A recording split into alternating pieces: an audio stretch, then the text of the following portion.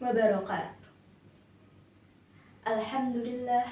Alhamdulillahilladzi hadana lihada wa ma kunna linahtadi law an hadana Allah. Asyhadu an la ilaha illallah wahdahu la syarikalah wa asyhadu anna Muhammadan abduhu wa rasuluh. Amin. Pertama-tama dan yang paling utama, marilah kita panjatkan puji syukur kehadirat Allah Subhanahu wa taala yang telah melimpahkan rahmat dan hidayahnya kepada kita semua, sehingga kita dapat berkumpul pada siang hari ini dalam keadaan sehat walafiat tanpa kurang suatu apapun. Tak lupa juga salawat serta salam kita haturkan kepada junjungan Nabi besar Muhammad Sallallahu Alaihi Wasallam yang kita nantikan syafaatnya di yaumul kiamah nanti. Teman-teman yang dirahmati oleh Allah Subhanahu Wa Taala, di sini saya Mutiara Khairul Sahita dalam kelas 11.3 presensi 24 akan menyampaikan dakwah singkat mengenai sholat adalah tiang agama. Teman-teman yang dirahmati oleh Allah Subhanahu wa taala, sholat adalah tiang agama. Nabi Muhammad sallallahu alaihi wasallam bersabda, sholat adalah tiang agama. Barang siapa telah melaksanakan sholat, maka ia telah menegakkan agamanya, dan barang siapa telah meninggalkan sholat, maka ia telah meruntuhkan agamanya sendiri. Dari hadis ini dapat kita telaah secara mendalam bahwa sholat adalah amalan yang sangat amat penting bagi setiap umat muslim yang ada di dunia ini. Dengan sholat, Allah akan memberikan ketentraman bagi hati kita, menyelesaikan segala masalah-masalah kita semasa di dunia, menjauhkan kita dari segala perbuatan-perbuatan yang buruk. Sholat bukan hanya rutinitas fisik, gerakan, maupun bacaan lisan saja. Namun sholat adalah amalan yang pertama kali dihisab oleh Allah kelak di akhirat nanti. Sholat adalah sebagai bukti penghambaan kita kepada Allah. Apabila sholat kita baik, maka segala amal perbuatan kita yang telah kita laksanakan semasa di dunia akan sama baiknya dengan sholat kita.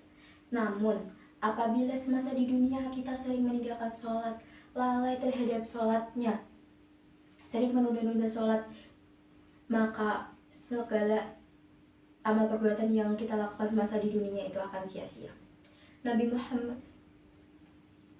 Allah Subhanahu wa taala berfirman dalam Quran surat Al-Maun ayat 4-5 yang berbunyi, A'udzu billahi minasyaitonir rajim. Bismillahirrahmanirrahim. Fawailul lil musallin alladzina hum an shalatihim sahun.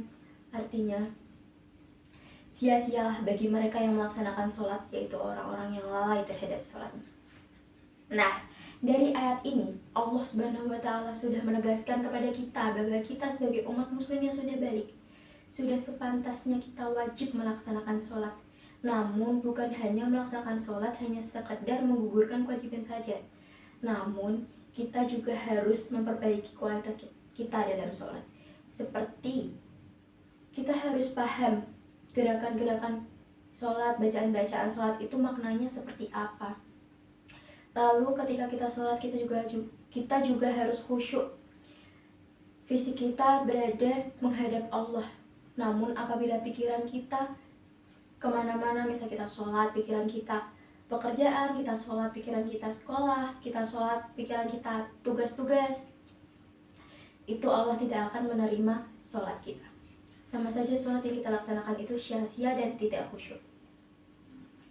Sholat adalah amalan yang sangat amat penting. Karena apa? Karena Allah menurunkan puasa. Allah memerintahkan kita untuk berpuasa. Allah hanya menurunkan ayat. Allah memerintahkan kita untuk bersedekah. Allah hanya menurunkan ayat. Namun Allah memerintahkan kita untuk sholat. Nabi Muhammad SAW dipanggil menghadap Allah dalam peristiwa Isra Mi'raj. Betapa mulianya sholat dan betapa pentingnya sholat bagi kita, teman-teman. Maka dari itu, marilah kita renungkan, apakah selama ini sholat kita sudah baik? Apakah selama ini kita sudah menjadikan sholat sebagai kebutuhan bagi kita, bukan hanya sekedar kewajiban yang kita laksanakan hanya untuk mengikuti perintah Allah saja.